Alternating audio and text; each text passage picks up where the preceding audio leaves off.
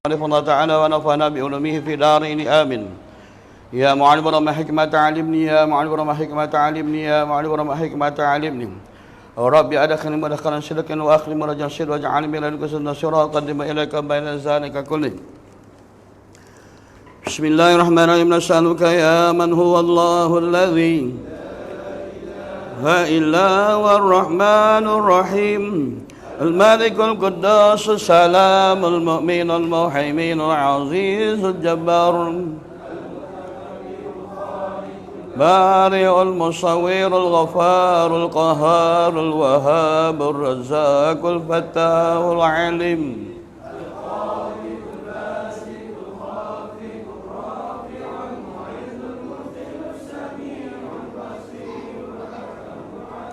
اللطيف الخبير الحليم العظيم الغفور الشكور العلي الكبير الحفيظ المقيت جليل الكريم الرقيب المجيب الواسع الحكيم الودود المجيد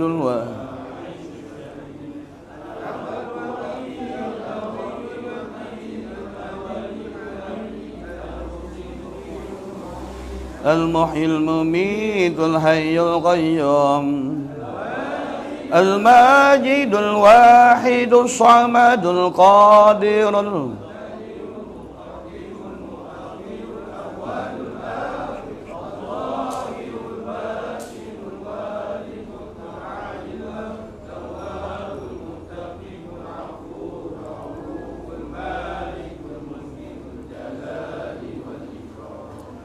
المسيط الجامع الغني المغني المانع الضار نافع النور الهادي البديع الباقي الوارث الرشيد الصبور الذي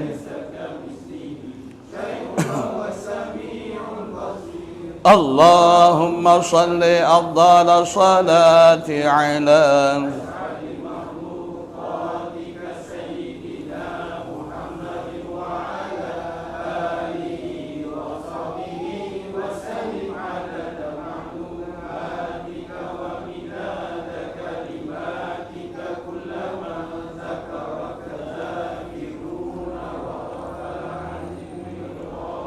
Bismillahirrahmanirrahim. Adapun hukum tasrif, yakni hukum pecahan yang lain daripada hukum yang asal, yakni suatu pada hukum yang asal lain daripada tasrif ialah yang tertegak dalam Al-Quran.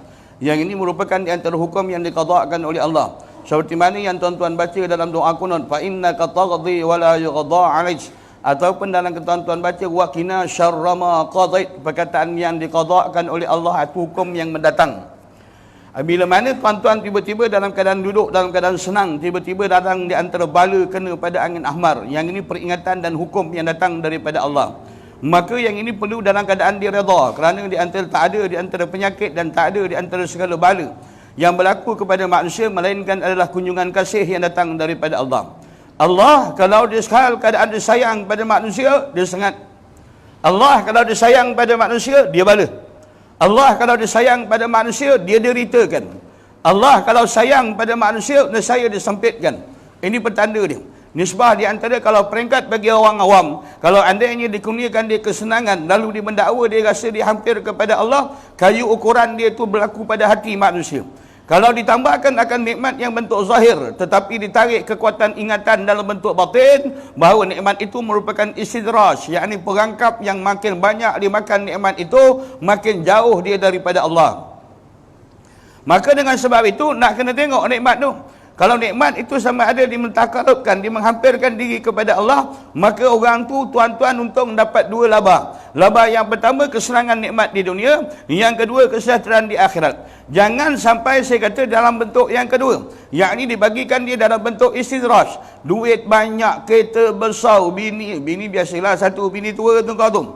Keadaan semua dia kasih, dah keadaan kemewahan. Tetapi masa ketika nak melakukan sembahyang, hati mengongot. Ketika nak bangun tengah malam, hati mengongot. Apabila duduk dalam upacara ibadat kepada Allah, Allah yang hendakkan akan hati manusia untuk ditilik, tetapi hati manusia berpaling tidak berhadap kepada Allah. Menandakan harta dan nikmat dia daripada A sampai Z adalah istidraj, yakni perangkap. Lebih banyak dalam keadaan dia menelan nikmat Allah, keadaan demikian makin jauh dia daripada Allah.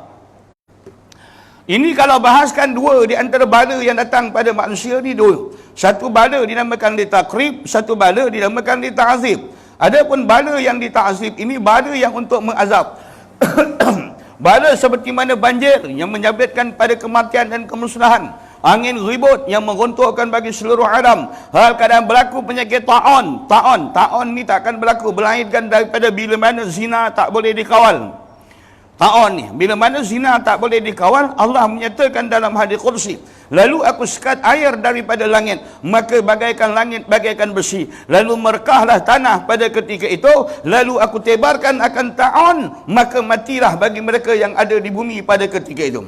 Bertanya Siti Aisyah radhiyallahu anha, bagaimana ya Rasulullah andainya ada di antara orang yang beriman dalam tu? Ya, semuanya akan dibangkitkan pada ketika itu hasil daripada bala mereka tidak dalam keadaan mencegah kemungkaran, maka bala menimpa dalam bentuk umum, maka di akhirat besok baru menentukan di atas niat masing-masing. Faham ya? Kena faham lah. Maknanya kerja zina tu dia kena zina, kerja zina tu dia nak kena kerja, kena jaga betul-betul. Punca daripada zina tak boleh dikawal ni, dia akan jadi bala satu negara, dia boleh jadi bala. Maka dengan sebab itu nak selamat dari zina ni, ikut apa yang kata Quran. Kalau Quran kata az-zaniyatu waz-zani fajlidu kulla wahidin minhuma mi'atu jalda. Oh, sedap gua singgah ni, mau sampai subuh ni, pak lengkap. Kalau seandainya pezina perempuan dan pezina laki-laki, maka hendaklah mesebat mereka akan 100 rotan. Yang ini batasan yang diletakkan oleh Allah.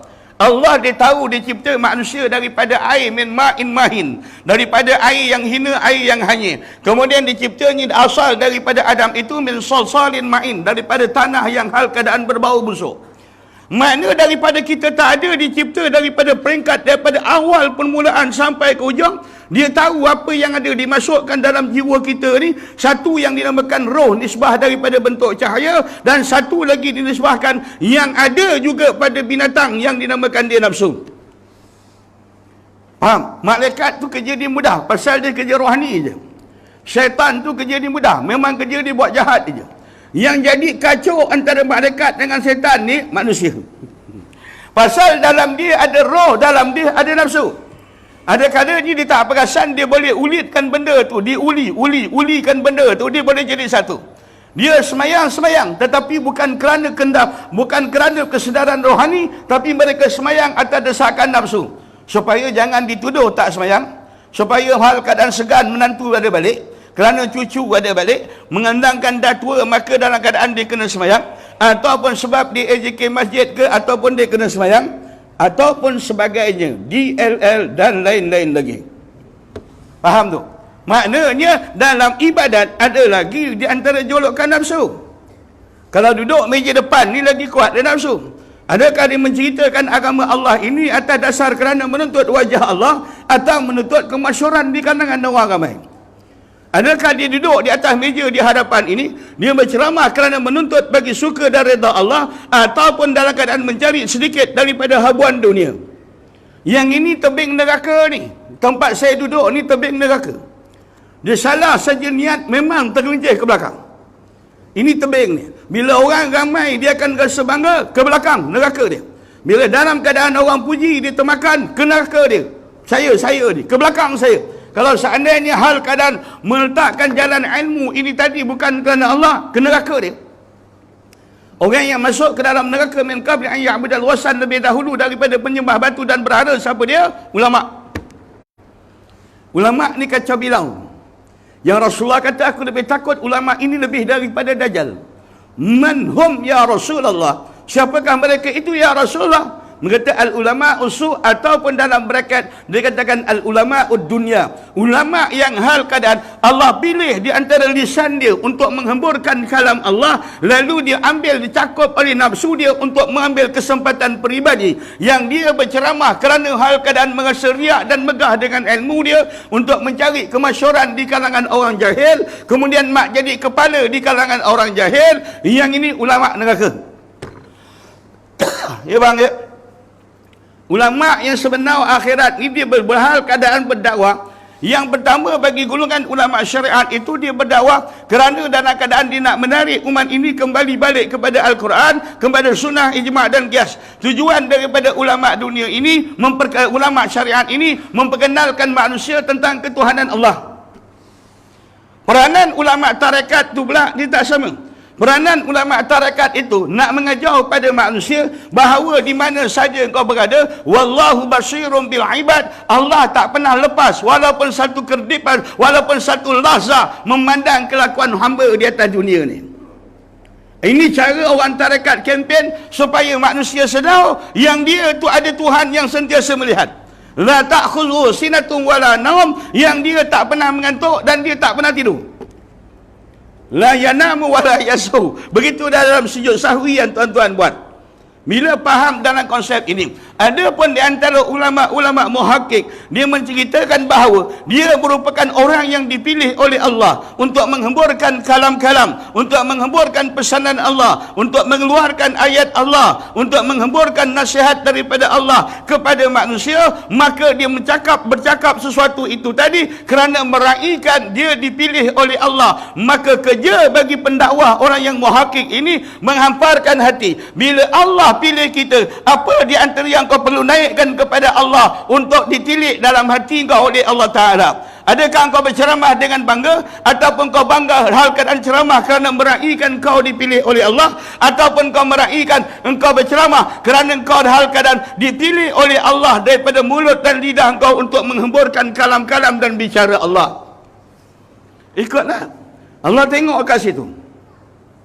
Macam semayang lah, Allahu Akbar. Masa kau semayang tu Allah tengok hati.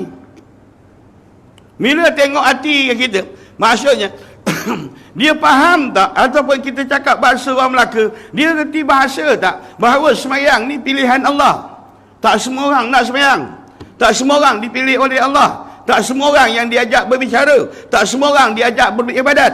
Dia pilih. Siapa yang nak pilih dan siapa yang nak mendapatkan pilihan daripada Allah, bersihkan dulu di mana tempat hubungan antara manusia dengan Allah, yakni hati.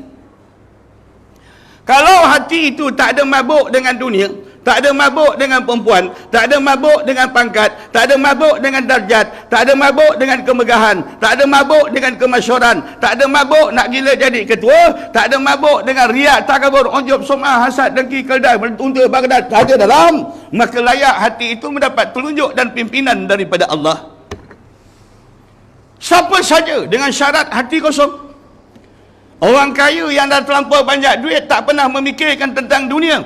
Bila dia semayang hati dia kosong, dia lebih layak mendapat cahaya Allah daripada orang miskin yang semayang hati berserabut memikirkan duit dan harta bagaimana untuk mendapatkan dia.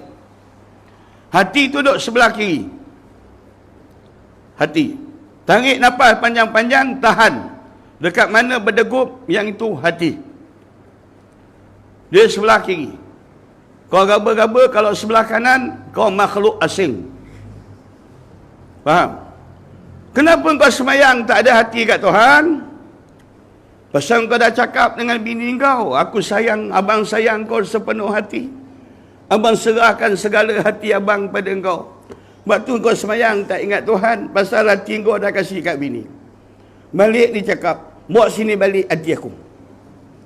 Selama ni nak semayang tak ingat Allah, pasal hati dah tak ada. Yang tinggal mempedal je. Yang tinggal apa? Mempedal je. Maknanya selama ni kita semayang bukan ingat Allah kat hati, kat mempedal. Kau tahu mempedal? Ni sebab begitu. Pasal apa? Hati itu dia ada satu je wajah. Bila kau tengah semayang berhadap kepada Allah, menandakan kau membelakangkan akan dunia. Tapi seandainya bila kau mengingat sesuatu lain daripada Allah, melainkan kau membelakangkan akan Allah. Ini saja penghadapan bagi kalbun, bagi hati itu wajah itu, satu wajah saja. Saya pandang tuan-tuan, saya membelakangkan mimbar. Kalau saya pandang mimbar, saya membelakangkan tuan-tuan. Dalam semayang tadi, kalau tuan-tuan ingat Allah, dunia akan ke belakang. Kalau tuan-tuan ingat dunia, Allah tuan-tuan letakkan di belakang daripada hati tuan-tuan. Maka lepas daripada semayang, kalau faham cakap ni lah, Kalau faham cakap ni, kalau faham cakap ini, lepas sembahyang, Allah, ketika aku di luar kau tarik aku beribadat, engkau pilih aku beribadat. Ketika aku masuk dalam ibadat, kau menilik akan hati aku ya Allah. Tiba-tiba bila aku membaca akan ayat Quran, ayat membaca Fatihah dalam sembahyang, tiba-tiba hati aku tak berhadap kepada engkau, aku berhadap kepada dunia, yakni musuh engkau. Maka berlakulah istighfar yang pertama dalam lepas daripada solat. Istighfar 3 kali dalam salat bukan istighfar cerita dosa lain-lain. Dia sekadar menceritakan bahawa istighfar 3 kali. Allah pilih kau semayang, macam mana hati kau layan Allah dalam semayang. Yang kedua, adakah kau berhadap ketika Allah bagi kau di antara semayang? Ketika dalam keadaan kau semayang, kau jaga tak peradaban antara peradaban kau dengan Tuhan? Maka istighfar lagi. Yang ketiga, Allah dah pilih kau semayang, Allah hadapkan hati kau, tapi bila imam baca ayat Quran, kau bosan dengar kalam Allah, maka istighfar 3 kali. Itu istighfar 3 kali. Bukan lepas semayang, astagfirullahaladzim, astagfirullahaladzim. Tak. Itu dosa yang fresh, yang terbaru kau buat. Faham? Kau duduk kat kedai minum dengan bini kau, tiba-tiba tengah minum, bini kau duduk tengok Pakistan, duduk tengok Bangla. Kau bercakap, sayang nak makan apa? Bini lelaki bini kau duduk tengok Bangla. Duduk tengok Pakistan, duduk tengok Nepal. Sayang apa gini-gini sayang? Dia tak jawab, tapi tengok kat tempat lain. Jawab. Kalau bini macam ni agak-agak rasa, kau tak kena pelempang 60 km sejam tak tahulah. Orang hajau na'udzubillah, laki ada depan. Sebab itu nak kenal perempuan kau hajau, laki dia ada depan, dia main handphone. Tak ada perempuan paling kau hajau, tuan-tuan. Dia belajar tapi kurang hajau apa? Orang kurang hajau lagi baik daripada orang tak belajar. Kau faham bahasa aku? Ni bahasa Malaysia ni bang, faham? Laki kau kat depan, yang kau pergi main handphone apa? Kau nak aku bodohkan kau malam ni tengok anak bulan ni? Ha? Ingat tunggul ke depan kau tu. Laki dia bawa, dia naik motor. Dah laki pakai topi leather, tak ada gabus. Dah tertutup atas mata. Kau ketahu Pak Lega. Lalu bini pula duduk belakang tu. Laki macam nak gerak tu dengan gabus. Tak ada tu. Bila berat, topi leather ke belakang. Bila tarik balik, topi leather ke depan. Kadang-kadang tertutup mata. Habis sikit lagi langgar lari. Bini duduk belakang relax. Duduk kuit-kuit main WhatsApp. Tak ada bini paling kau hajau je kalau. Faham? Oi! Kau perasan tak bini kau hajau? Alah. Tak mengaku nak pertahankan bini lah konon kau. Faham? Ni kali ambil telefon tu, balingkan. Besok beli baru. Tak pasal-pasal. Aku hajau, ya kau hajau. Macam mana ketika dalam keadaan kau semayang, Allah hadap hati kau. Tiba-tiba hati kau berpaling daripada Allah, berhadap kepada dunia. Kau baca Alhamdulillahirrabbilalamin. Allah jawab, telah memuji hamba aku akan daku. Bila Allah berkata kepada hati manusia, rupa hati manusia berhadap kepada lain. Biadab tak? Kalau manusia dengan manusia pun dah besar kuah hajau, apatah lagi yang kau masuk semayang di bawah pilihan Allah. Bila Allah ajak bermuamalah, kau palingkan hati kau daripada berhadap kepada Allah. Sian bang orang tak nampak tentang semayang. Maka itu bala dia. Maka dia katakan itu hukum yang dikatakan tasrif tadi yang mendatang kemudian. Hal keadaan daripada qada sukatan yang Tuhan kasih. Qadar di antara hal keadaan qada pembalasan baik dan buruk yang Tuhan kasih.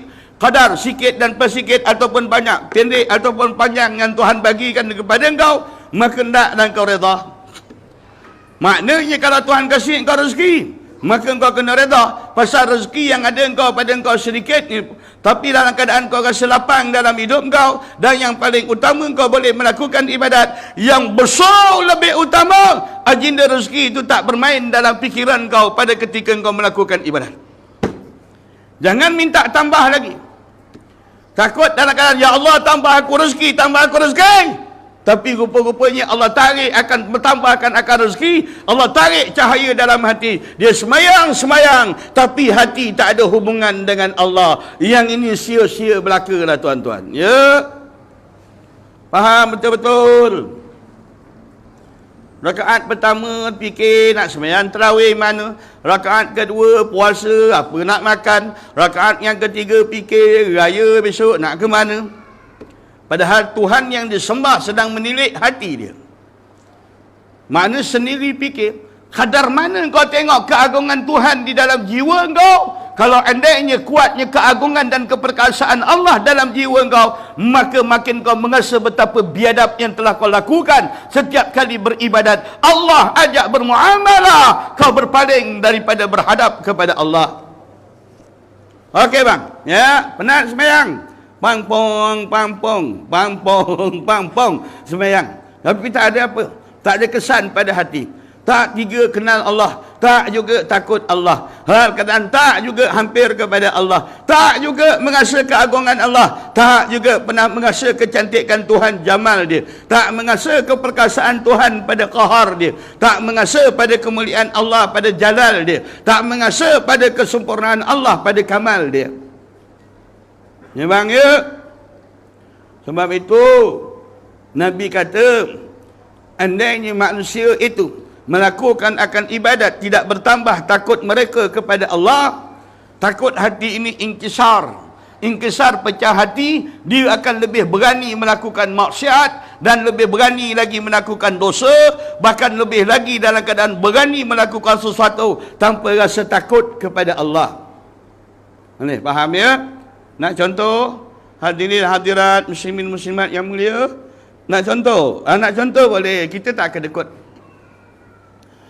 Kalau contoh dia umur dah 60 tahun, 70 tahun, pergi umrah, pergi balik sampai unta naik resdung tengok muka dia.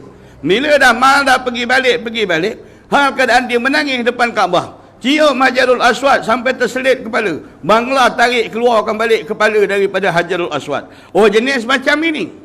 Setelah beberapa purnama, lalu hal keadaan dia kahwin kalau anak dia, lalu anak dia kata dia tak nak pakai tudung, tak bersanding, maka bapa demi nak menjaga hati anak dibiarkan sahaja. Persoalan, semua orang tahu anak tengkera yang baru lahir, baru pecah mulut pun, hari ni berbelah mulut 7 hari tahnik pun, dia tahu hukum tentang buka aurat tu adalah haram. Yang ini kita tak payah hukum, semua orang tahu. Persoalan dia, question mark. Persoalan yang nak dikeluarkan, hei bapa pengantin, 60 tahun kau sembah akan Allah, hari ini dalam keadaan anak kau bersanding, dalam keadaan durhaka kepada Allah, adakah kau tak sensitif? Anak yang kau sayang sedang biadab dengan Tuhan yang kau sembah selama 60 tahun. Ini bicara kitab ini membahagikan cita rasa hati manusia dengan Allah. Halal haram barang yang nyata. Al halalu bayyinun wal haramu bayyinun. Yang halal itu terang, yang haram itu terang. Yang samar-samar tu haram jadah nama dia. Okey, faham betul-betul. Jangan salah faham, jangan buat-buat tak faham ni hukum. Faham? Ya, orang bersanding biasalah. Aku pun dah 3 kali dah bersanding. Dah 3 kali bersanding. Dah 3 bini aku. Ni kalau bukan soalan ni Kang, ada apa-apa nak tanya masalah hukum, saya Ustaz nak tanya, betul ke Ustaz bini 3? Yang dalam kitab kau tak tanya, bini aku kau tanya. Memang sambal kau. Maka nisbah di antara hukum tu semua orang maklum. Tetapi bagaimana kita yang beribadat takkan tak ada perubahan pada hati? Anak durhaka kepada Tuhan yang kita sembah. Kita dah sembah Tuhan 60 tahun. Anak kurang hajar dengan Tuhan, kita boleh diam. Anak biadab langgar perintah Allah, kita boleh diam. Kita rasa hati dia. Bukan bahas hukum. Tasawuf tak bahas hukum. Hukum tu dalam bab kitab lain. Kalau nak tahu cerita dia, begini apa kau? Apa kau? Abang Ipau, adik Ipau, nak bagi tahu dia contoh begini. Kalaulah takdir kata tuan dah umur 60 tahun, maksudnya peringkat atuk dengan saya lah, saya baru 33, 60 kira dan 60 tahun. Malam ni dengar kuliah katakan, baik, saya bagi peringatan orang yang ada dalam masjid bahawa sabda Nabi, kubur itu gelap, bahawa penerangnya adalah tahajud. Kubur itu adalah gelap, penerangnya adalah qiyamul lail. Barang siapa yang nak tersenyum di dalam kubur, barang siapa yang nak gembira di dalam kubur, menangislah kamu di tengah-tengah malam, kata Rasulullah. Barang siapa yang banyak menangis di tengah malam adalah orang yang paling gembira di alam kubur. Orang yang paling banyak meratap di tengah malam adalah orang yang paling bahagia di yaumil mahsyar. Baik, cerita dia. Itu hukum dia. Nak cerita dalam hati. Kau balik daripada kelas, kau pun buka TV 801, 802, 817. Tiba-tiba sukan bola keranjang perempuan. Kau pun tengoklah, gedebak-gedebuk. Hajian kau tengok skirt tu terkuak. Suka dia tengok. Faham? Faham? Misalnya macam orang main tenis. Orang main tenis ni boleh tengok biasa, tapi yang jadi masalah tu, bila orang sebelah sana serve, dia tunggu tu dia menonggeng, lepas tu dia goyang-goyang. Engkau buat tak perasan lebay. Engkau buat tak perasan, engkau apa ke? Dia tunggu bola masa orang serve kat dia tu, dia akan menonggeng, betul? Dia pegang raket, lepas tu dia goyang-goyang. Kan hari tu kita tengok dua orang. Baik, itu kita tutup cerita tu. Persoalan yang keluar, tiba-tiba pukul 4 pagi, alarm yang tuan-tuan set tu tiba-tiba berbunyi. Maka adalah waktu tahajud. Lalu pada ketika itu teringat malam tadi ada kuliah, kubur tu gelap, yang menerangkannya adalah tahajud. Bagaimana tuan-tuan bangun pada ketika itu untuk menyerah diri kepada Allah? Adakah penuh dengan keadaan hati yang berkata-kata? Adakah penuh hati yang penuh rindu nak berhadap kepada Allah? Adakah hati yang penuh kesukaan nak bertemu dengan pencipta? Adakah bangun pagi itu dengan penuh keriangan kerana dipilih oleh Allah untuk berbisik-bisik di tengah malam? Di situ jawapan hati masing-masing. Faham ya? Ya, orang bangun, tapi hati. Faham? Contohlah bulan puasa besok. Bulan puasa Zuhur. Oh, masa tu saya tengok tuan Zuhur ni time ulau mengeram. Dia duduk rumah hantam, dia tidur sampai Zuhur. Bagus, tuan-tuan berpuasa. Tiba-tiba Bilal pun menjerit, Allahu Akbar, Allahu Akbar. Cerita pergi semayang, tak pergi semayang, sunat muakkad, fardu kifayah, jangan bahas sebab hukum tu. Tapi bila tuan-tuan dengar azan pada ketika mengantuk, bagaimana hati tuan-tuan berbicara dengan panggilan Allah? Itu saja. Jangan cerita orang, cerita dalam hati perut masing-masing. Faham? Kalau akulah, aku yang jahil ni, bila tengah mengantuk, Allah Akbar, Allahu Akbar, aku berkata, alah, Bilal ni tak ada kerja ke? Kerja-kerja bang. Itu contohlah. Bila kau tidur je lagi, nafsu pun bacakan hadis. Semayang berjemaah tu fardu kifayah. Cukuplah pengawal syarak buat, kita tak payah. Boleh? Ini syaitan bacakan hadis kat kau ni. Bila tak ada Allahu Akbar, ada lagi suara di dalam tu kata, dia pun sunat, dibuat dapat pahala, tak buat tak mengapa. Kalau setakat orang dalam masjid ni nak bahas usul fiqh, usul tafsir dengan iblis, tak menang bang. Dia pakai rojok dalam syurga tuan-tuan. Puluh ribu jadi tempat rujukan para malaikat. Kau setakat kita ngaji masjid Tengkira, itu pun kitab tak bawa. Itu pun kitab tak bawa. Nak berhujah lagi jauh lah bang. Ni sebab, faham? Saya dah bahas, mula-mula saya dah cakap dah dulu. Jaga, yang nak dilawan ni bukan di luar. Yang nak dilawan yang di dalam. Yang tadi lah. Kalau tengah-tengah mengantuk, tiba-tiba Bilal menjerit, hayya 'alas solah. Tiba-tiba suara mengatakan, orang dah bang nak pergi sembahyang. Maka suara yang satu lagi, saka engkau cakap, Allah, mengantuk Kang kalau pergi sembahyang kerang, petang ni nak kerja, Kang letih pula. Tu suara saka engkau. Suara rohani engkau pula cakap, Hoi, pergilah semayang berjemaah, kerana semayang berjemaah ini bukan kadar orang nak mengharapkan 27 pahala, tetapi dia menghilangkan sifat munafik berpura-pura dengan Allah. Siapa orang laki-laki yang mendengar akan azan lalu semayang dia di rumah, maka takkan hilang sifat munafik daripada jiwa dia. Faham banget? Okey. Abdullah ibni Abi Maktum, sahabat yang tak melihat, dia dalam jalan mengaba-gaba, dia bertemu dengan Rasulullah. Mendengar keadaan hadis itu, ya Rasulullah, adakah aku yang tidak ada penglihatan ini juga kena semayang berjemaah? Maka Rasulullah mengata, adakah engkau melihat? Tidak. Maka Rasulullah kata, kau tak apa. Tak apa, tak apa. Kalau istilah bahasa budak kata, engkau tak apa. Wapayung, wapayung. Tiba-tiba pada ketika berjalan Abdullah ibn Abi Maktum, tiba-tiba Rasulullah panggil balik. Panggil balik, ya ibni Abdullah ta'al, petang.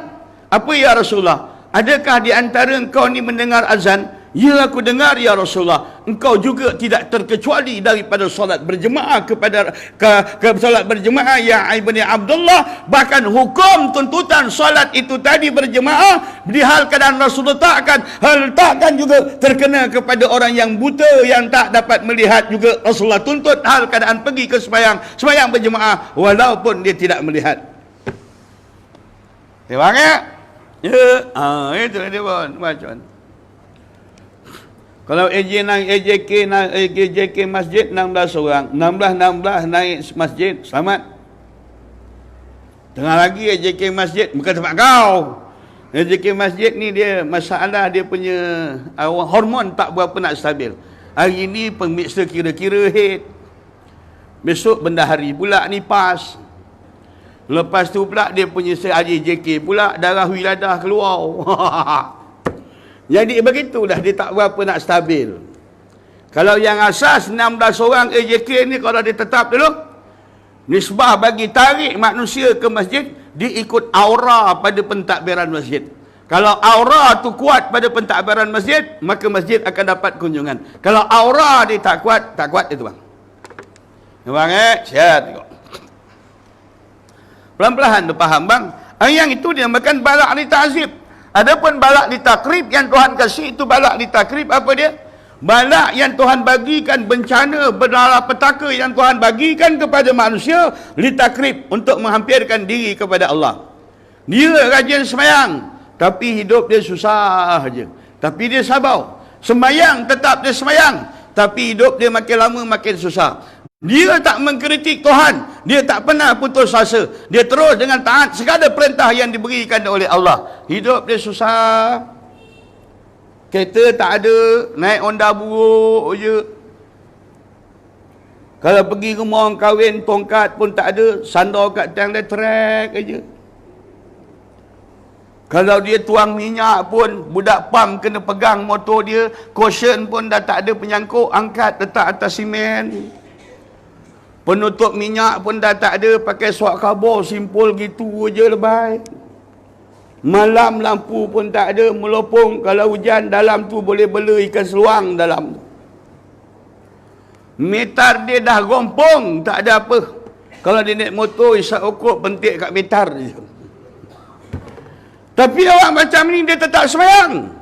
Lebih kuat dalam keadaan dia menangi masalah ini, makin dia kuat dalam keadaan diuji, lagi dia kuat berpegang kepada perintah Allah dan sunnah Rasulullah. Kesusahan itulah yang menarik dia kehampiran dia kepada Allah Ta'ala. Yang ini dalam 100 nak pilih 2 orang sukar dalam masyarakat. Pasal Nabi kata, Nabi bersabda, manusia ni dia bagi pada 4. Ada orang bila dia senang dia beribadat, bila susah dia tak beribadat. Ada orang bila dia susah dia beribadah, ya Allah, ya Allah, ya Allah, ya Allah. Bila dia senang pula dia dah tak beribadat. Ada golongan yang orang kampung kau, masa dia sihat dia beribadat. Bila Tuhan uji sikit masuk hospital 3 bulan, 3 bulan dia tinggal sembahyang. Ada orang pula masa dia sakit dia rajin ibadat, bila dah sembuh dia tinggal ibadat. Ini 4 golongan tetap ada mana-mana walaupun di Tan Kuera ni sendiri. Faham? Kau tengok di semayang dia macamnya, berdoa yahu. Tu tengah tak ada duit tu.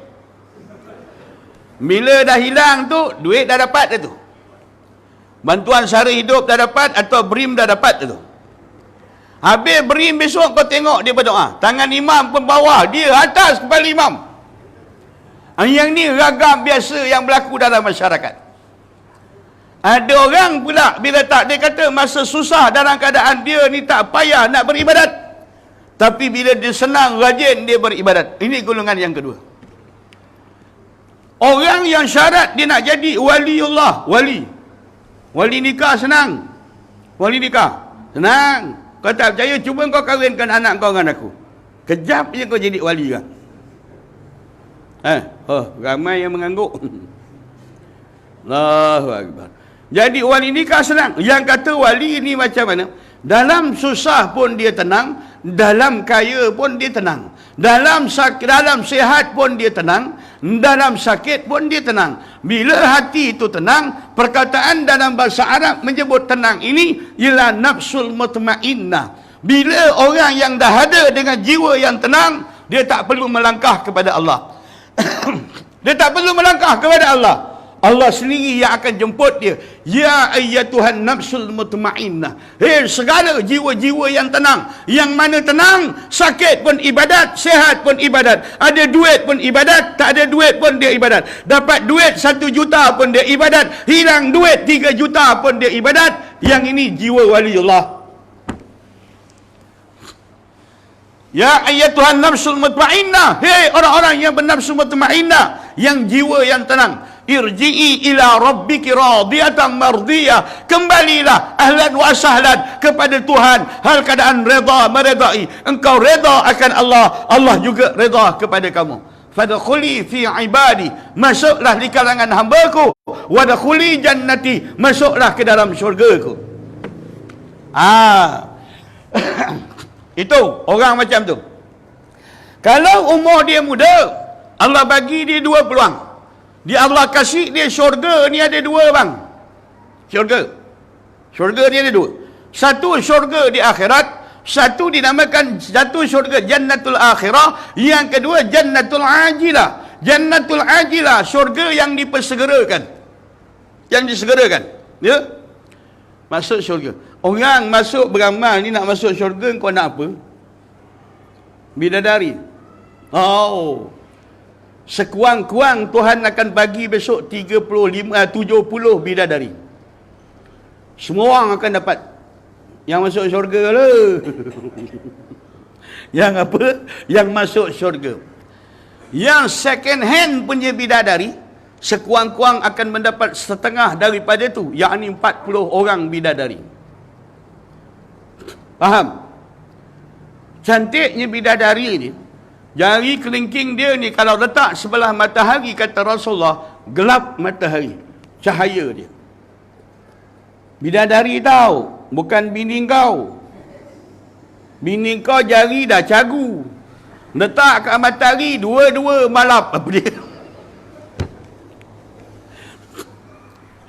Faham? Maka disebab tu bidadari. Atas tujuan apa engkau nak syurga? Mak Saleh tanya satu je, why?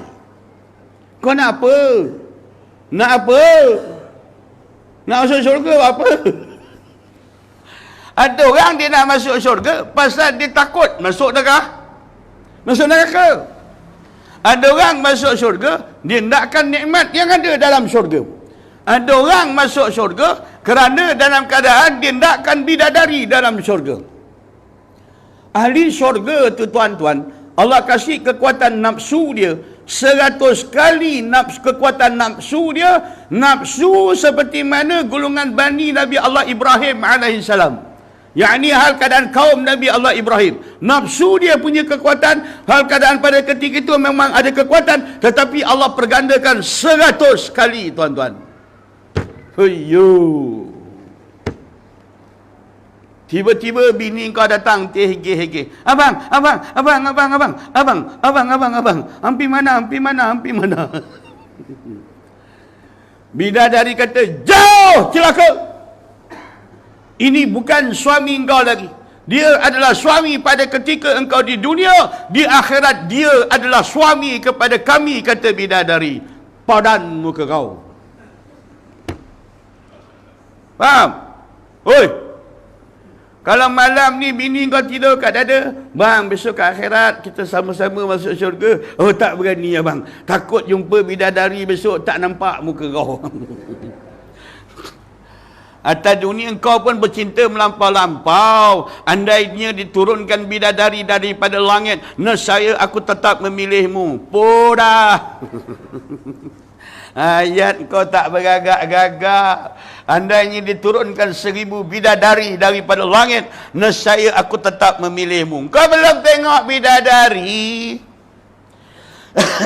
Itu pun kau cakap laku masa bertunang je pun. Dah 70 tahun ni cuba kau cakap. Hei, ni yang bini dah 70 tahun ni, balik kau cakap, andainya malam ni turun bidadari, nescaya abang lari tinggalkan kau. Agar masa muda kau bercakap tak bergagak-gagak, dah tua cuba kau pakai balik cakap tu. Faham? Kalau kau cakap pun, sayang, walaupun malam ini turunnya bidadari daripada syurga, nescaya abang tetap pilih kau. Bini kau akan jawab apa? Abang dah makan ubat penenang bang. Dia akan tanya masalah. Tak masuk akal. Kenapa? Bagi orang yang melatih, bagi rohani dia berjalan kepada Allah Ta'ala, dia masuk syurga bukan kerana nikmat yang ada dalam syurga. Kata Rabi'atul Adawiyah dalam syairnya, ya Allah, andainya hamba ini dalam keadaan masuk ke syurga kerana beribadat mengharapkan syurga-Mu, maka tutuplah pintu syurga daripada dimasuki oleh Rabi'atul Adawiyah. Andainya aku beribadat kerana takutkan kepada neraka, bukalah pintu neraka tu, bakarlah aku wahai Allah. Tetapi aku beribadat kerana menuntut bagi redha dan wajah Engkau. Dalam satu ayat dalam Al-Quran, tak tahulah kalau Quran kau pilah dengan tenggera tak sama. Tapi kalau dia sama, dia ada satu ayat dikatakan, wujuhi yawma izin nazirah ila rabbiha nazirah. Satu ketika ahli syurga itu wajah dia mereka bercahaya. An-nazirah bukan sekadar bercahaya, dia membuak-buakkan cahaya yang keluar daripada wajah rohaninya. Kenapa? Ila rabbiha nazirah, kerana sebentar lagi mereka akan melihat wajah Tuhan mereka. Kenapa nak masuk syurga? Kerana ingin melihat bagi wajah Allah. Itu dia pun. Nak bidadari. Contohlah bang. Saya dah buat contoh dah. Anak abang balik daripada KL. KL apa? Kepis. Balik daripada KL. Dia balik dia menobeh. Terang. Terang betul. Semuanya. Sampai tanah tu pun dia mop. Punya rajin ni anak. Kau pun terpaut hati dengan anak kau. Bagus anak abah gini. Tiba-tiba anak kau kata, bah, takut tanah besok anak-anak adik-adik lain tak boleh jaga, biar si jaga. Tukar geran tanah abah nama saya. Abah pun tukarlah. Pergi pejabat tanah, tukarlah. Pergi pejabat tanah, tukar nama. Dan tukar nama kat geran tanah, tak balik-balik lagi dah.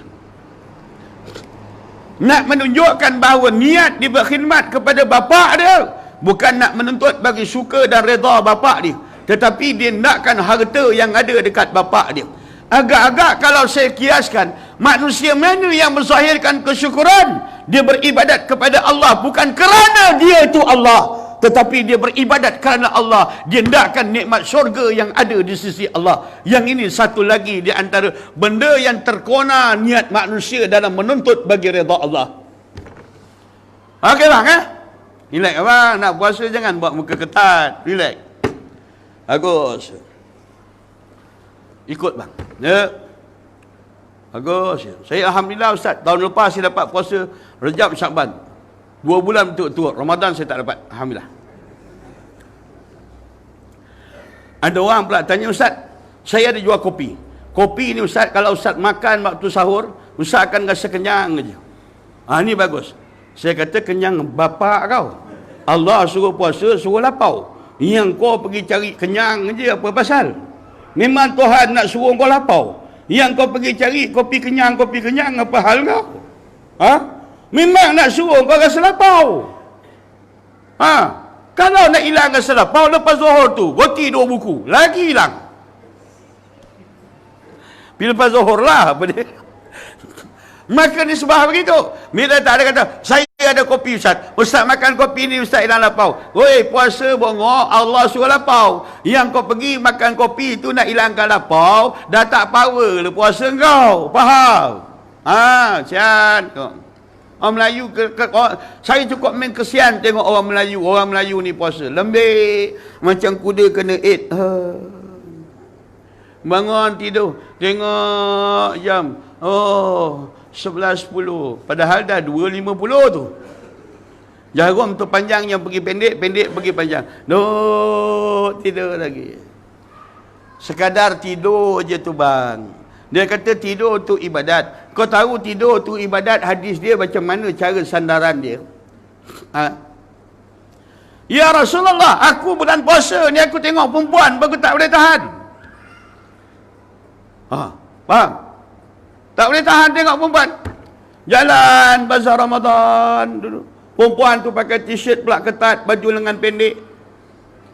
Sampai naik sasau dia. Bulan puasa tengok perempuan pakai baju ketat, tangan pendek. Sampai tersasul, pakcik nak beli kuih pau. Saya tak ada jual kuih pau pakcik. Mana pakcik nampak pau tadi ni? Allah, tak perasan. Faham bang tak? Dia punya kemamainya berbangun tidur. Jangan faham ni. Faham? Maka disebab begitu. Bila aku bangun dia, ya Allah, hati aku bercita-cita maksiat. Bila aku bangun dia, aku tak boleh tengok perempuan. Maka Rasulullah kata, kau tidur lagi baik. Ayat tu keluar begitu. Engkau tidur lagi baik. Engkau tidur tu adalah ibadat, kata Rasulullah. Kalau orang yang boleh bertahan daripada maksiat, jangan ada tidur. Faham bang? Nak rasa sedap dalam ibadat, laparkan perut. Nak rasa di antara tak mengantuk dalam ibadat, kurangkan minum. Kalau tak nak diserang ibadat angan-angan dalam ibadat, maka kurangkan daripada tidur. Kalau seandainya nakkan buka bagi rahsia ketuhanan, panjangkan lapar. Ni sepir tak boleh wang. Panjangkan lapar, panjangkan berjaga. Lagi lama kau berjaga, lagi kurang tidur, lagi dia buka. Faham bang? Ya. Ni tidur je. Ibadat. Tidur je. Ibadat. Faham? Kita ingat kita lawan nafsu. Rupa kita kena sepak terajang nafsu. Ya pagi, kawan kata jom berbuka. Aku ada Maggi Korea. Samyeon. Apa dia? Lokal Maggi apa Korea je? Samyeon. Samdol. Aku ambil le satu. Ingat murah. Rupa RM8 ke RM9. Mi Korea. Allah. Maggi aku pun aku tak boleh makan. Dia suruh. Makan, jom makan. Buka puasa lah. Aku belanja kau mi Korea. Oh, tak nak pertahankan iman dia. Nafsu dia dipertahankan pada ketika itu. Ya, mereka tak kau lebay. Orang kuat iman dia katakan. Tiba-tiba setelah daripada pukul 3, maka ketika itu, bila kau melakukan ibadat puasa, bila kau dengarkan akan azan, lalu kau tinggalkan akan masjid, maka nafsu angkat isytihar satu kemenangan perjuangan nafsu. Bila pula dalam yang kedua, kau tinggalkan sunat yang muakkad, qabliyah dan ba'diyah, menang lagi nafsu pada ketika itu. Maka berjalanlah sang lebay utama di bazar Ramadan. Lalu dia memilih kuih yang mengikut bagi kehendak nafsu dia, hingga kadang-kadang menimbul sifat tamak, memilih sampai membazir-bazir. Maka belum lagi dia buka puasa, nafsu dah menang dah pada ketika itu, tuan-tuan. Apatah lagi dia berbuka puasa, dah lepas buka puasa dah makan kenyang-kenyang, pusat dah lari ke tepi, kemudian dia pun bangun sembahyang maghrib, dia perut dah kenyang, Allahu Akbar, selawa sekali, Bismillahirrahmanirrahim. Dia baca dah macam kuda kena eat. Dia pun masa dia tak baca surah, terus saja rokok laju. Dia rokok je tak bunyi Allahu Akbar, bunyi air, geluk. Dia dentam, hilangkan mencungap dalam rokok. Samiallahu liman hamidah. Kejap lagi turun dia kan. Dia termenung, gergak, termenung dalam sujud. Allahu Akbar. Assalamualaikum. Waalaikumsalam. Kau kata kau menang. Nafsu lepas pukul 3 pula istihar. Dialah di antara raja dalam bulan Ramadan. Ya bang? Punya nafsu orang tua-tua ni, dalam bulan puasa punya nafsu, serabai pun minum matelat, dia tengok serabai pun meleleh air liur dia tahu. Padahal serabai ni orang kenduri arwah nuju hari, kau tahu. Sepatut orang tua tengok serabai dia takut. Apa dia? Ini jangan buat pasal ini kuih nuju hari orang mati ni. Apa dia? Tiba-tiba orang tua tengok serabai dia boleh meleleh air liur. Oh, masalah tu bang. Masalah. Ya bang. Yang kat masjid ni pula lagi satu. Bukan masjid ni lah. Masa aku melawat Rusia, aku berbuka di Rusia dulu. Maghrib tu dah pendek. Berbuka puasa sampai 20 minit. Berapa minit? 20 minit. Makan sikit lagi nak pukul 8 gedebak-gedebu. Kan yang nak pergi berkomoh, penyudahan di ujung. Maghrib ni tuan-tuan, bukan cerita makan. Semayang sunat qabliyah pun tak juga dibuatkan. Maknanya semayang sunat qabliyah maghrib tu ghairil muakkad. Maka kalau orang yang nak mendirikan ya Rasulullah jawab, liman sya'ah. Siapa nak buat, tak buat tak apa. Maknanya semayang itu pun ada pilihan, boleh dinasahkan. Tiba-tiba engkau isi waktu makan pula dah terlampau lama, 20 minit. Maka lebih jauh lagi pasal maghrib, waktu yang terlalu pendek, lagi makro solat kau, lagi makro solat kau, lagi penghujung.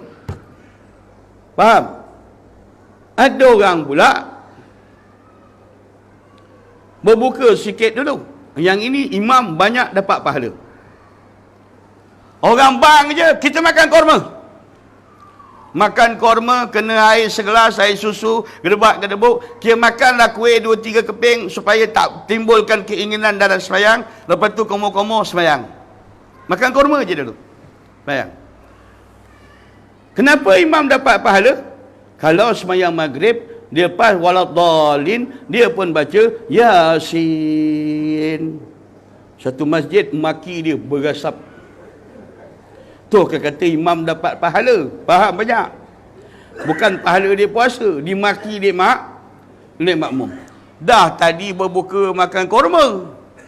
Korma pula Haji Bahir kasih yang kering-kering. Korma pula Haji Bahir hantar masjid yang kering kering. Yang korma tu kalau kau hantar ke Arab, unta makan pun tercekik tau. Tercekik. Terpaksa AJK nak gebus dulu lepas tu Zuhur, makna maghrib karang baru empuk. Makan. Depan imam pula doa, Allahumma Rabbana atina fid dunya hasanah wa fil akhirati hasanah wa qina azabannar. Imam makmum dah angkat tangan dah tu. Nak tunggu sallallahu. Imam pula tambah lagi, Allahumma innaka afuun karim tuhibbul afwa. Makmum tak aminkan, Allah diri. Jangan tak puasa apa dia. Apa dia? Tak reti lapor ke dia ni? Ni tak reti lapor ke? Ringkaskanlah cerita je. Pasal Melayu kalah dengan makan. Boleh buat dua cara, tapi lebih afdal utamakan fardu dulu. Berbuka lebih sikit kurang, tak ada masalah pun. Lepas tu makan. Lepas tu kau makanlah. Orang bang Isyak pun kau jangan berhenti. Biar dia buat tarawih. Dah habis tarawih kan kau berhenti. Kau pula buat tarawih. Tahu? Boleh? Kesian bang. Maknanya kalau boleh lah raikan waktu tu dulu. Makan ala qadar lah. Bang. Masalahnya Melayu ni tak bersatu. Dah makan ala qadar, imam lepas sembahyang, imam baca doa sikit, separuh dah lari. Makmum yang tinggal, habislah.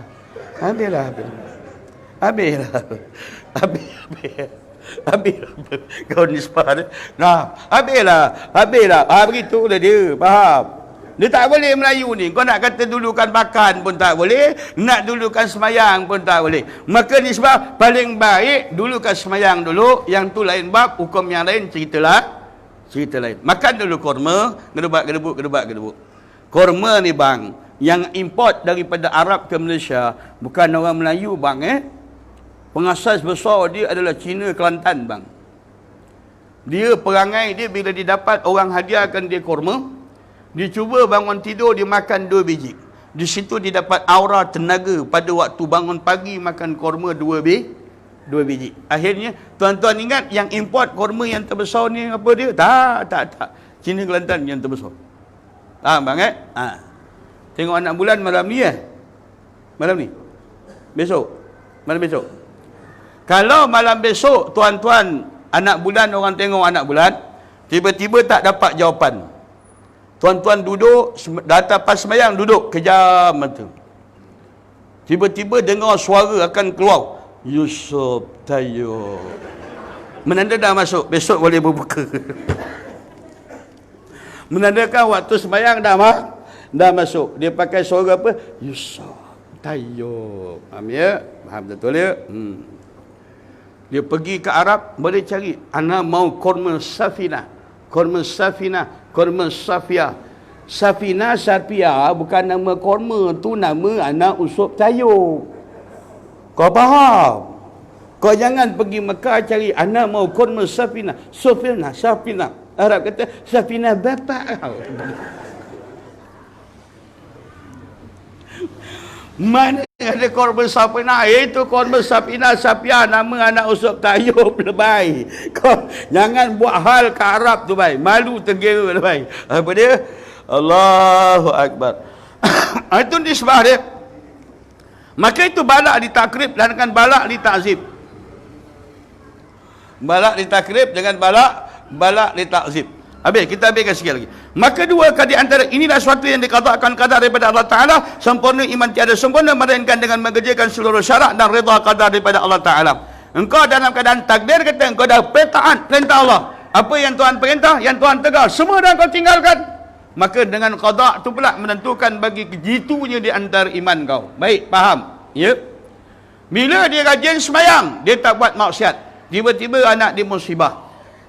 Marilah ayah nak bawa kau pergi mandi air pergi, tahap sial yang datang dekat kau. Yang ini terkeluar daripada orang kesempurnaan iman. Bila melihatkan sesuatu bala dan malapetaka itu adalah dengan sebab kesialan dan kecelakaan. Seperti mana faham orang Melayu hal keadaan meletakkan sesuatu. Dalam hadis kata la tiara wala hamma, tidak ada bunyi pada burung hantu dan tidak ada pada bunyi hal keadaan apa satu lagi tu, yakni sa'labah, yakni bukan anjing, satu lagi apa? Bunyi begitu. Tak ada. Orang kata bunyi burung hantu. Ini mesti ada sesuatu yang terjadi.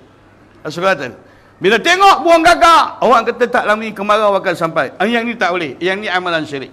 Jangan meletakkan satu perkara mendatangkan sebab. Seperti mana berlakunya gerhana bulan, hal keadaan punca daripada Sayyidina Hasan yang demam. Lalu orang mengatakan bahawa bulan ini hal keadaan terjadi gerhana ialah sebab malapetaka yang ada kepada Sayyidina Hasan radhiyallahu an. Faham bang ya?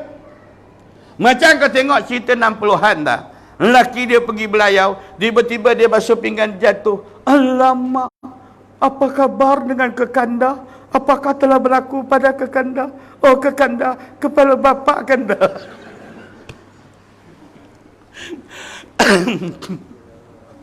Dia buat macam tu. Bila pinggan jatuh, dia rasa ada malapetaka. Contoh, itu contoh lah. Kalau kat tempat saya lah, kat tempat mentua saya, kau tak tahu pasal mentua aku 3, tak tahu mana negeri. Maknanya ada satu tempat dekat tempat saya dia akan bunyi satu ketika ungka tu akan bunyi, ungka ni akan bunyi macam biasa. Satu pagi tu dia bunyi mendayu je. Maka orang daerah kata hari ni ada orang mati. Hari ni ada orang mati. Bila bunyi sayu dalam bentuk, ini kerja syirik tau. Engkau jangan pegang cakap aku. Ini kerja syirik. Lalu dia kata ada orang mati. Betul pula, memang ada orang mati. Hari yang lain 2 sebulan lepas setelah beberapa purnama bunyi lagi. Betul pula ada orang mati. Setelah berpurnama bunyi lagi. Tengok orang tak ada mati, dia mati. Yang ini satu. Lagi satu, dia orang panggil dia macam bukan riang-riang. Orang tempat saya panggil dekat mak mentua saya yang di Johor. Dia kata, bila satu burung tu dia bunyi tu macam orang geli geleman. Bila burung tu bunyi dan saya dengar dengan telinga saya. Apa kata orang tua? Dalam kampung ni ada orang mengandungkan anak haram. Betul pula celaka dia bang. Betul pula dia buat. Besok matikan cerita 2-3 tahun lepas daripada tu, burung tu bunyi lagi. Ya betul, peristiwa tu berlaku. Ni macam kau dululah. Engkau dulu kalau beli Magnum ke Toto ke, bila balik jumpa biawak, dia akan koyakkan. Dah memang tak kena macam ni.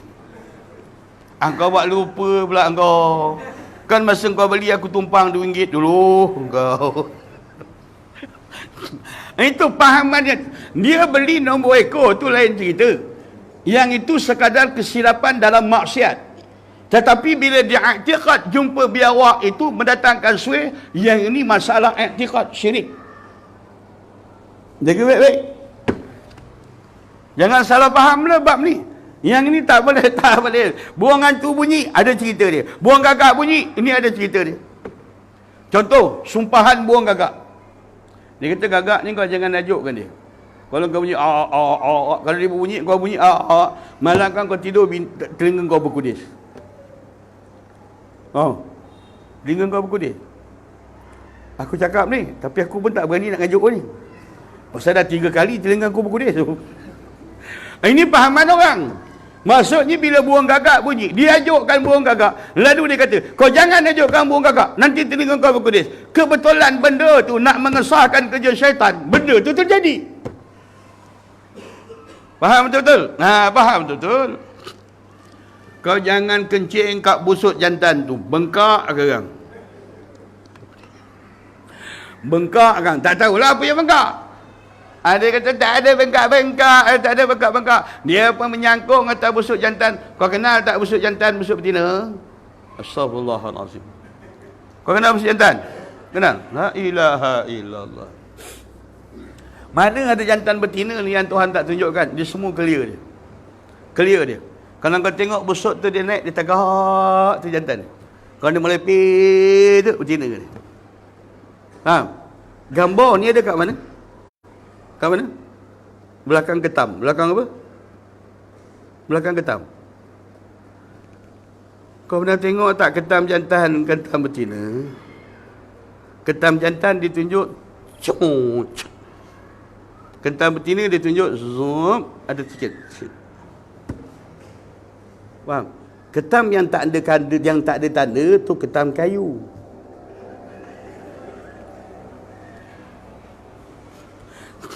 Sudah lebih nak belajar sains lagi malam ni pening kepala. Itu ke istilah. Maka jangan letakkan pada di antara nak meletak dengan qada Tuhan itu, maksudnya tak ada komen nak. Kau tengah sayang bini kau, tiba-tiba dia mati. Jangan sedih, pasal kematian adalah pasti. Kenapa kau menangis? Menangis sekadar sunnah meraih kematian adalah menangis itu sunnah saja lebih baik. Nangislah sikit. Faham? Faham? Bini meninggal. Kau macam tak sedih je. Sedih. Kerja Tuhan, hak Allah, dia ambil balik dalam bentuk begitu. Silakanlah. Masa nak ke bumi tu kan sedih sikit. Dalam hati pula gembira. Dah lama, baru hari ni makbul.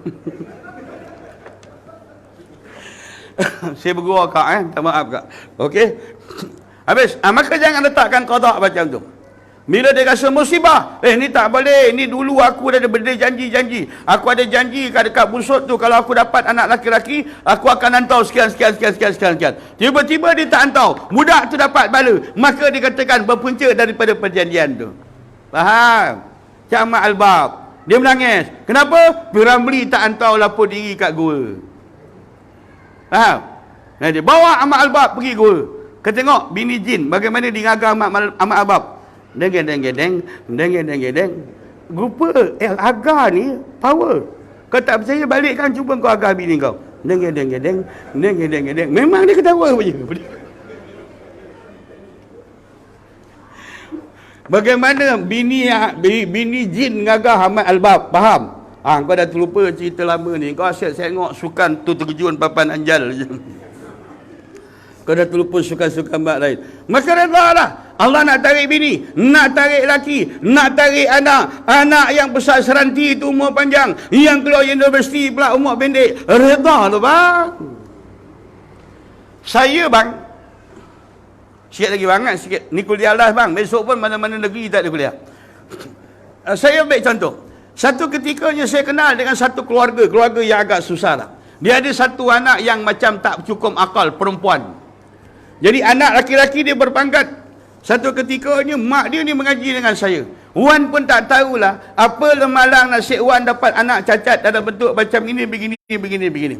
Saya pun bercakap begini Wan, hari ni belum ada jawapan. Tapi sebelum Wan tutup mata, Wan akan dapat jawapan. Saya cakap kat nenek ni lah. Wan ni cakap nenek. Nenek akan dapat jawapan. Setelah beberapa purnama, anak dia ni kerja dalam keadaan pangkat yang besar. Sampai orang pergi dekat pejabat, kau kenal kau ni anak atuk sekian-sekian. Tak ada. Aku tak ada bapa aja tahu. Mula anak diangkuh pada ketika. Secara tiba-tiba, makna etiket datang. Secara tiba-tiba mak ni tadi dalam keadaan kena lumpuh. Suami dia tak ada, dia kena lumpuh. Bila dia kena lumpuh, anak yang cacat ni tadi, keadaan hari-hari tarik mak dia ni dengan tikau. Tarik, mandikan dia, wudukkan dia, angkatkan air semayang dia, tunjukkan macam mana sampai hari-hari. Sampai satu ketikanya anak yang baik-baik ni dalam keadaan tak balik, maka anak yang cacat ini sampai demam dia yang begitu panas tak boleh dikawal, sampaikan hidung dia berdarah, mulut berdarah, telinga berdarah, bahkan di antara hal keadaan buang air pun berdarah. Bila lepas dia tarik mak dia pergi ke bilik air, kemudian lepas dia hantarkan mak dia semayang, mak dia bagi salam, anak dia dah tergelempang dah tuan-tuan. Akhirnya saya jumpa dia balik. Betul kata Ustaz, jawapan dia akan temui pada ketika belum mati lagi. Apa peranan anak yang cacat Allah bagi pada kita. Faham? Terimalah hikmah ni. Ini bila dapat anak cacat, ini abang ni. Ini abang dia penyusui. Abang ni. Pasal abang kena ekor hari tu. Abang main toto. Abang main apa? Bukan toto, apa satu lagi.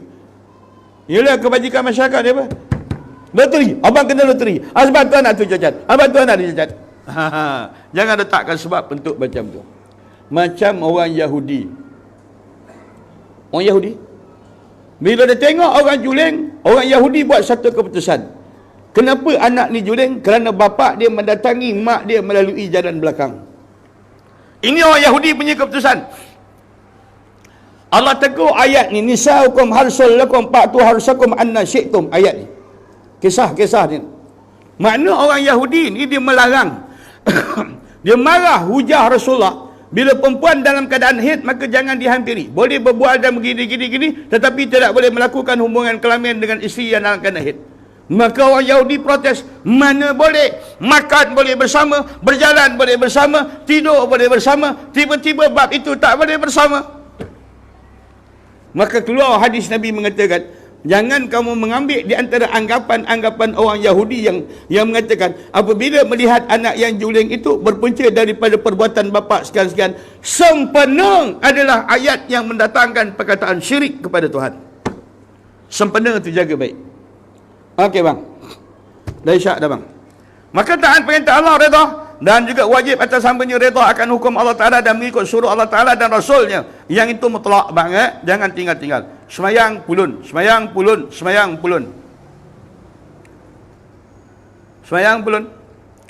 Orang kadang-kadang yang ikut zikir, malam saya mimpi arwah bapak saya Ustaz. Kemudian apa kau kata? Bapak saya tak ada apa Ustaz. Dia pesan kata kau cakap dengan adik-adik salat.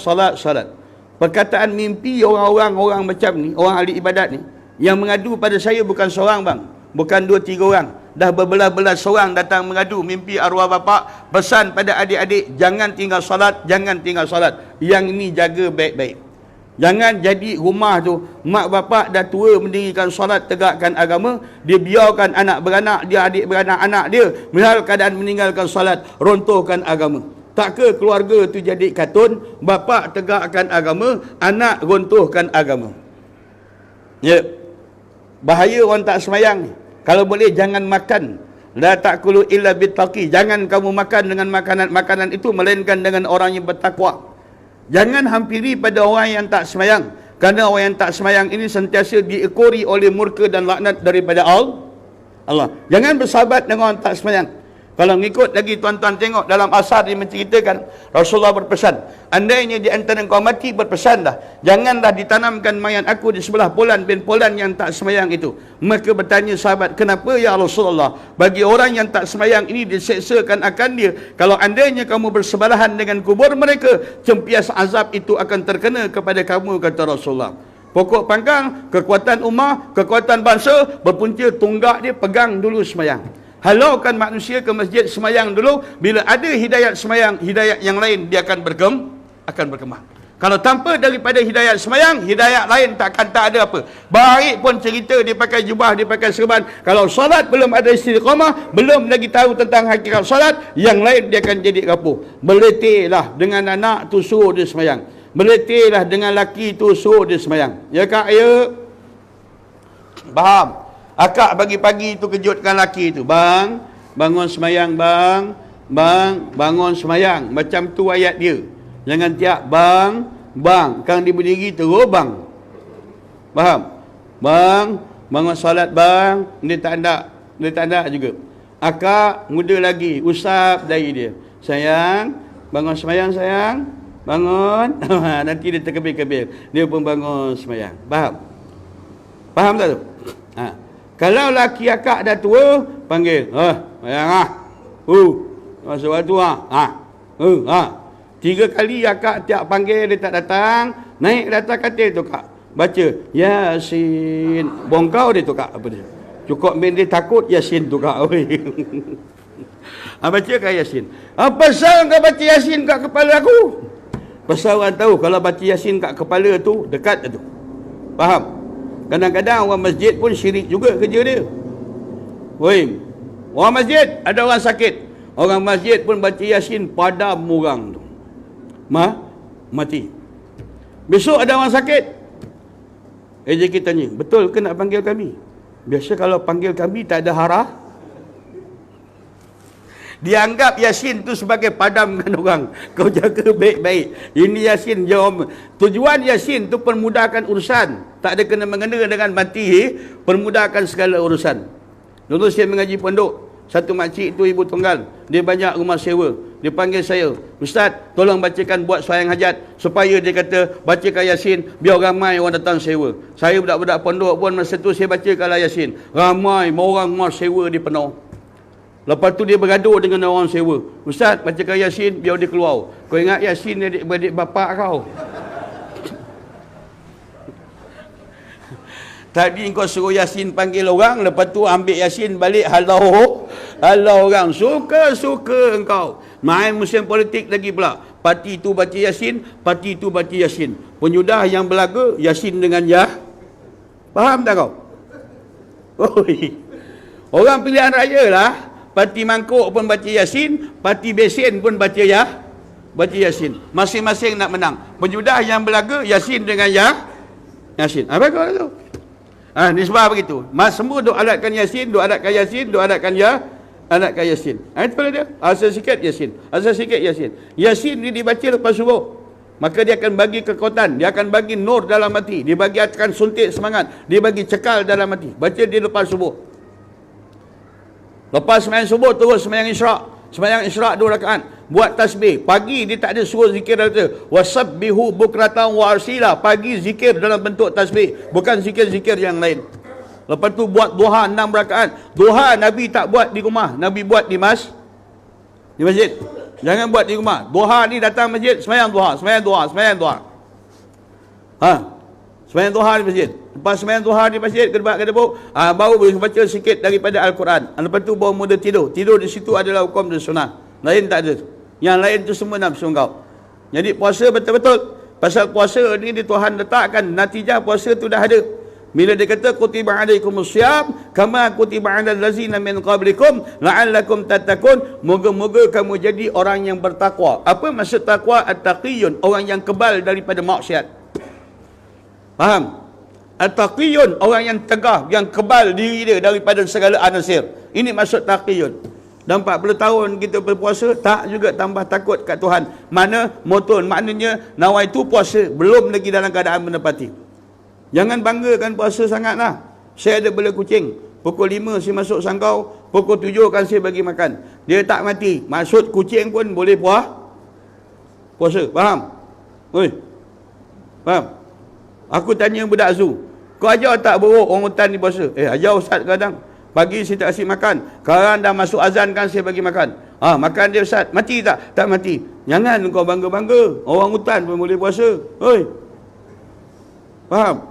Setakat lapau ni, kau tak payahlah tunjuk lembik, muka macam kuda kena eat. Kau. Kuda, kucing, orang hutan pun boleh tahan lapau satu hari tak makan. Faham? Ya. Nak cerita, lapau tu tali Tuhan. Dia suruh kau puasa, diikatkan tali dengan lapau. Makna bila kau ingatkan akan lapau, kau ingat kau di bawah perintah Tuhan. Bila kau pegangkan pada lapau, maka terpentik hati kau dengan Tuhan. Yang itu Tuhan turunkan lapau. Bukan makin lapau makin lembik, makin lapau makin lembik. Dia tak jadi. Ya bang ya. Bila dah boleh tarbiyah bentuk macam tu, Idul Fitri kembali balik pada fitrah. Seolah-olah kita dah dicelup dalam bulan puasa, keluar Idul Fitri kembali balik suci. Begitu dia masuk Idul Fitri. Bukan masuk air raya, tak. Idul Fitri kita ni buat maksiat sepanjang tahun. Kemudian bulan puasa kita masuk repair diri kita. Bila habis bulan puasa, timbulnya Idul Fitri. Id artinya kembali, Al-Fitri semula jadi. Kita bersih balik. Itu tujuan dia. Pagi raya, paling sunat, pergi ziarah ulama. Faham? Ini pagi raya, kau pergi ziarah kubur. Orang mati. Siap bawa air lagi. Dah tu pula kedekut, air kosong. Raya bawa lah Coca-Cola. Tak raya pun air kosong, raya pun air kosong. Jangan buatlah bid'ah-bid'ah dalam agama tu. Pergi kubur baca. Orang tanya apa yang paling afdal baca pada kubur raya-raya. Lepas kau baca ayat kursi, bagi salam, bagi baca qul Allah 11 kali. Kemudian terus subhanallah wa bihamdi. Subhanallah wa bihamdi. Sekurang-kurang kau baca dalam keadaan 100. Tapi kalau kau boleh baca 400 kali pada ketika itu, bukan sekadar kubur mak bapak kau saja hal keadaan mendapat keampunan, seluruh kumpulan ahli kubur pada ketika itu mendapat keampunan dengan subhanallah wa bihamdi, subhanallah wa bihamdihi saja 400 kali yang dibaca pada pagi awal Syawal, yakni pada tanah perkuburan. Faham? Ya, faham betul-betul? Pas main raya, start motor, pakai full pace, terus pergi kubur. Subhanallah bihamdi 400 kali. Menangis-nangis. Buka full page, rupa kubur Cina.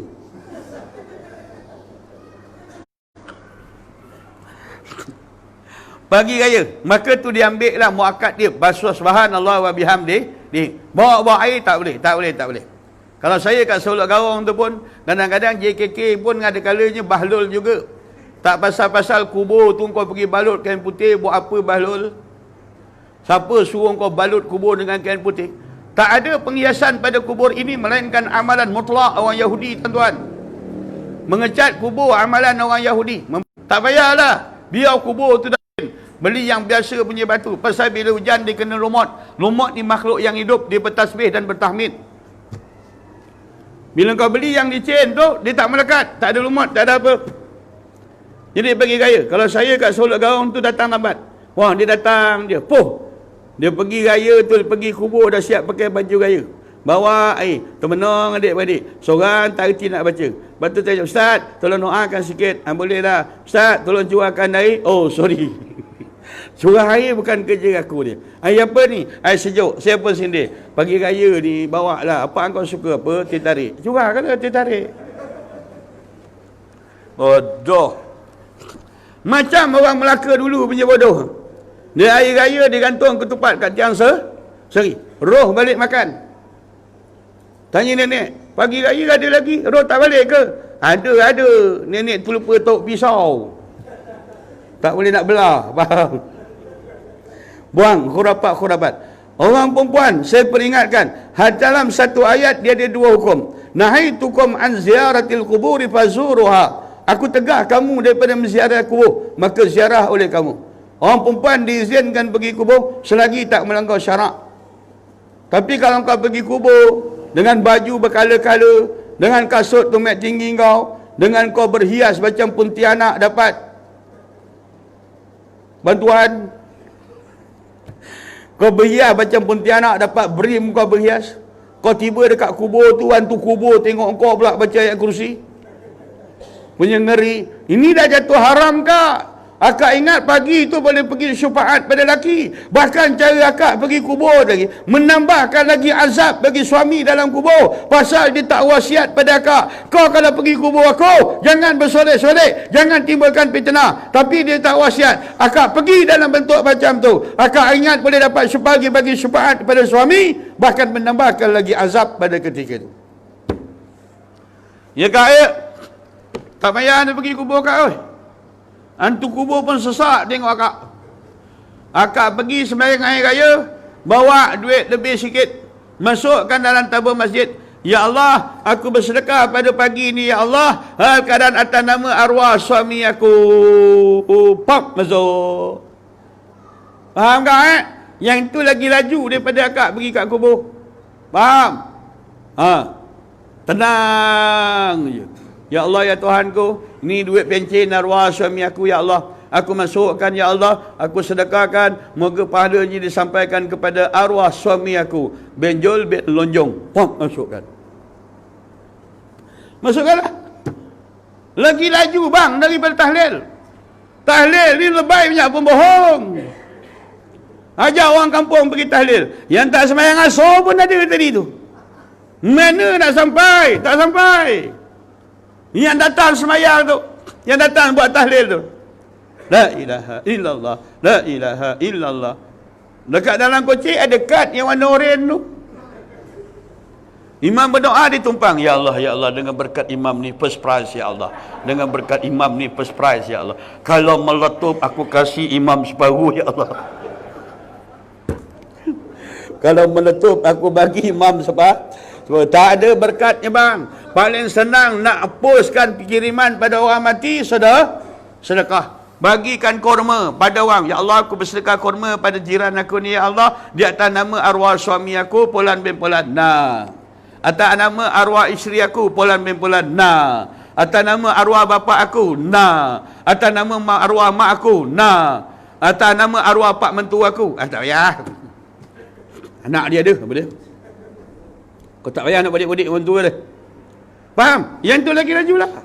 Lagi laju. Bulan puasa ni. Tak payah kau nak buat tahlil kat kamar tak payah. Karut dia. Bagi sedekah ni lagi laju. Laju. Lagi. Dikit pos laju lah. Yang kau pergi bagi buat tahlil ni, dia macam postman dulu main kayu basikal ni. Dia lambat. Faham? Nak pula yang tahlil tu semayang tak penuh. Sangkut. Yang tahlil tu pula ada yang riak. Sangkut. Yang tahlil tu pula ada yang takabur, sangkut. Yang tahlil tu pula dia leka pergi ke rumah orang tahlil, jiran dia sakit dia tak ziarah, sangkut. Sedekah paling laju sedekah. Kasihkan kurma. Akak alhamdulillah lah ustaz, saya dengar cakap ustaz, hari tu saya kata ada kurma 2 biji, saya sedekahkan orang atas nama lelaki saya. Oh, tenang saya ustaz. Tapi 2 hari je ustaz. Betul lah kak, 2 biji. 2 biji. Takkan 2 biji nak 2 tahun. Tak kecil lah. Okey. Pergi. Mana-mana akak jumpa anak yatim, kasihkan duit. Ya Allah, aku sedekah anak yatim bulan puasa ni ya Allah. Hal keadaan, ya Allah, kau turunkanlah rahmat di atas kubur laki aku, kubur bapa aku, kubur mak aku. Bagi macam tu. Anak yatim nak raya ni. Anak yatim nak raya. Kau selesaikan kerja-kerja anak yatim punya baju raya ni. Mak dia aku settle. Weh. Kau tak kedengki je tengok aku ni. Betul lah, kau dapat yang budak kecil punya baju murah. Kau ingat baju mak dia murah ke? Ya. Kau settle anak, aku settle mak. Suka-suka kau jawab mak. Allah. Yang kat rumah 3 orang tu pun tak tahu. Dulu mula-mula kahwin beli kain hela 3 meter setengah je bang. Ni jam 7 meter ngam-ngam je bang. Nak tengok macam besar tak besar tu bang. 7 meter tu ngam-ngam je. Selamat menyambut Ramadan, selamat menyambut Aidilfitri. 2-3 kuliah ni kau ada terkasar bahasa, terlebih gurauan, saya mohon ampun dan maaf. Sama-sama kita muafakat. Seperti mana ketika tuan-tuan tengok Datuk Abu Hassan Al-Hafiz, bila dia balik daripada Seremban, tajuk ceramah dia, adakah ini Ramadan yang terakhir. Akhirnya berlaku pada diri dia. Salah satu tokoh Al-Hufaz Ulama-ulama yang hafaz Quran zaman 70-an, 4 beradik. Yang dah pergi 2, tinggal 2 di Kedah. Ya, Ustaz Ghazalidin dengan Ustaz apa? 2 beradik ni lah. Dia 4 beradik, 5 beradik hafaz Quran. Memang ada kekuatan dia dah. Jenis ulama-ulama lama bentuk macam ni. Dia balik daripada ceramah atas tajuk, maknanya adakah ini Ramadan terakhir? Rupa Ramadan terakhir untuk dia. Dia sendiri pun tak sempat bertemu Ramadan.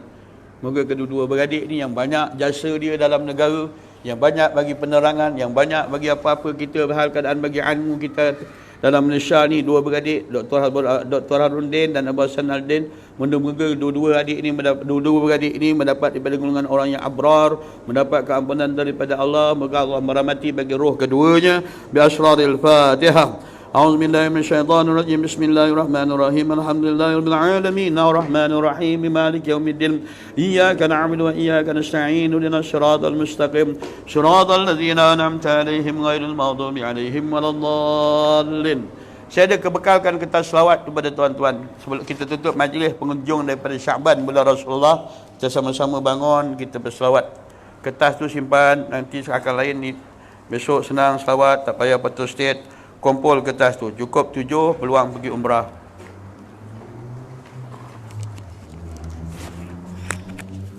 Apa kan ni?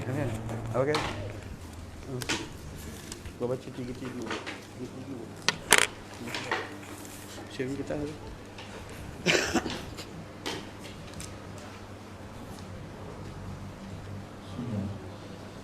Ya Nabi salam alaika ya Rasul salam alaika ya Habib salam alaika salawatullah alaika asyraqal salam alaika salam alaika ya Habib salam alaika salawatullah alaika asyraqal badru alaina fakhafat minhul buduru misla husnika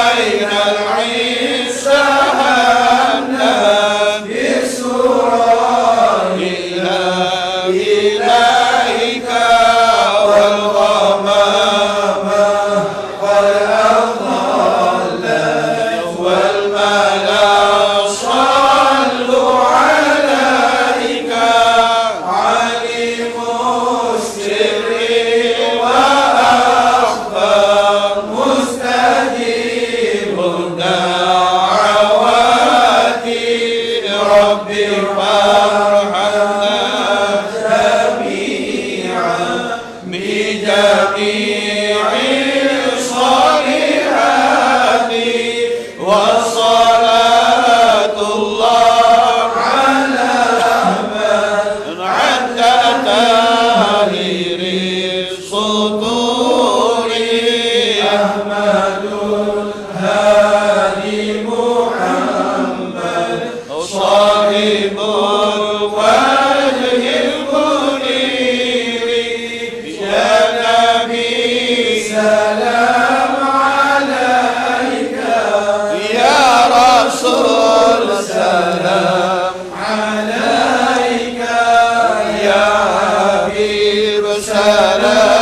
عليك صلوات الله عليك مولاي صل على دائما أبدا على حبيبك خير الخلق كلهم يا ربي بالمصطفى بلغ مقاصدنا